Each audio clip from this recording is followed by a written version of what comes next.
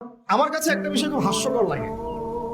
আমি অনলাইনে দেখছিলাম কয়েকজন ভাই এই জিহাদ শব্দটাকে খুব ক্রিটিসাইজ করছেন এবং শব্দটাকে ঘুরিয়ে ফিরিয়ে পশ্চিমাদের ভাষায় এটাকে জঙ্গিবাদ, সন্ত্রাসীবাদ এইসব শব্দ ইউজ করতেছেন আর কি। তা আপনাদেরকে দেখলে আমার আসলে মায়া লাগে। কাশ আল্লাহ পাক আপনাদেরকে একটু বুঝ দিত দিনের। গণতান্ত্রিক ভাবে যখন আপনি রাস্তায় নামেন, মিছিল করেন, মিটিং করেন, লাঠিসোঁটা নিয়ে মারামারি করেন, মুসলিম কনফ্লিক্ট করেন, মুসলিমের হাতে মুসলিম মারা যাচ্ছে, তখন আপনি গণতান্ত্রিক শব্দ এটাকে জায়েজ করে নেন। অথচ কুফফারদের সাথে যখন মুসলিম মুজাহিদরা সরাসরি ব্যাটল ফিল্ডে থাকে, ওদেরকে আপনি জঙ্গি বলেন। চিন্তার কি দৈন্যতা! গণতান্ত্রিক এক রাষ্ট্র মনে করেন বাংলাদেশ, এখানে ধরেন একটা সরকার আছে, একটা বিরোধী দল আছে, কথার কথা এক্সাম্পল এক্স ওয়াই। তো এক্স কে ক্ষমতা থেকে সরানোর জন্য ওয়াই মাঠে নেমেছে।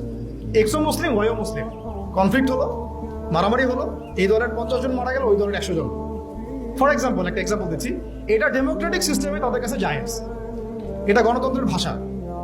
কিন্তু সারা ওয়ার্ল্ডে গ্লোবালি যখন মুসলিমরা কুফারদের একেবারে গর্দান আঘাত করছে আল্লাহর হুকুমত কায়েম করার জন্য, ওইটাকে তারা বলছে সন্ত্রাসবাদ এবং জঙ্গিবাদ।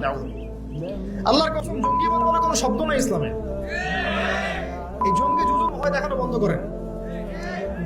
জঙ্গিবাদ বলে কোনো শব্দ না কোরআনে আছে না হাদিসে আছে। এসব পশ্চিমাদের থেকে ধার করা তন্ত্রমন্ত্র বন্ধ করেন। হ্যাঁ, এটা হতে পারে যে কিছু মানুষ ইসলামকে নিয়ে বাড়াবাড়ি করতে পারে, সেটা অন্য ইস্যু।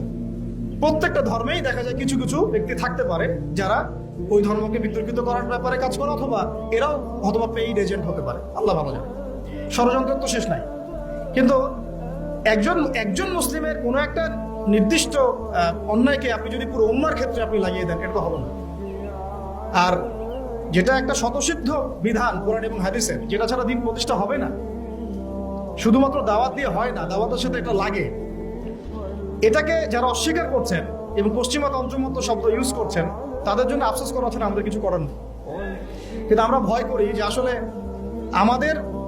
আমাদের গায়ে আঘাতটা ওই ইহুদিরা, খ্রিস্টানরা, নাস্তিক মুরতাদরা যতটা না করে, আমাদের এই মডার্ন ভাইরা আমাদেরকে এত বেশি আঘাত করে। আমরা আপনাদেরকে বলবো যে আপনারা সালাফদের বইগুলো একটু পড়েন। সালাফদের সাথে তো আমাদের দেখা হবে কি আমাদের মাঠে, তখন কি মুখ নিয়ে আপনারা দাঁড়াবেন এটা চিন্তা করেন। আমাদের কিন্তু সবার সাথে দেখা হবে কি আমাদের মাঠে, ইনশাআল্লাহ, তাই না? দেখা তো হবে, তখন কি মুখটা নিয়ে তাদের সামনে দাঁড়াবেন এটা চিন্তা করেন। আল্লাহ পাক আমাদেরকে কথাগুলো বোঝার তৌফিক দান।